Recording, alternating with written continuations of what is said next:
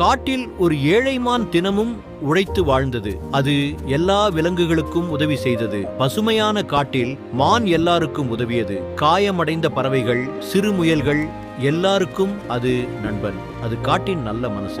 ஒரு குட்டி முயலை அது தினமும் பாதுகாத்தது. அவங்க இருவருக்கும் ஆழமான பாசம் உருவானது. நேர்மைதான் அதன் அடையாளம். ஒரு நாள் ஒரு வயதான யானை காயமடைந்து விழுந்தது. அதை சுற்றி காட்டு நாய் கூட்டம் வந்தது. யானை எழ முடியாமல் தவித்தது. நாய் கூட்டம் அருகே வந்தது. ஒரு நொடி தாமதம் என்றால் உயிரே போய்விடும். அந்த மான் மட்டும் ஓடவில்லை. தன் உயிரை பணயம் வைத்து யானையை காப்பாற்ற முடிவு செய்தது. அது சத்தமாக குரல் எழுப்பி கவனம் திருப்பியது. நாய் கூட்டம் மானை துரத்தியது. மான் பயந்தாலும் ஓடிக்கொண்டே இருந்தது. மான் ஒரு கல்லை தள்ளி சத்தம் எழுப்பியது. அந்த சத்தத்தால் அருகில் இருந்த சிங்கம் கவனித்தது. நாய் கூட்டம் உடனே ஓடிப்போனது. யானை உயிர் தப்பியது. அது காட்டின் பெரிய தலைவரின் தந்தை என்று தெரிய வந்தது. மான் செய்த நேர்மை எல்லாரையும் அதிர்ச்சி அடையச் செய்தது. அந்த மானுக்கு முழு காடு மரியாதை கொடுத்தது. அதற்கு பாதுகாப்பும் வாழ்வும் வழங்கப்பட்டது. நேர்மை வாழ்க்கையை மாற்றும் சக்தி.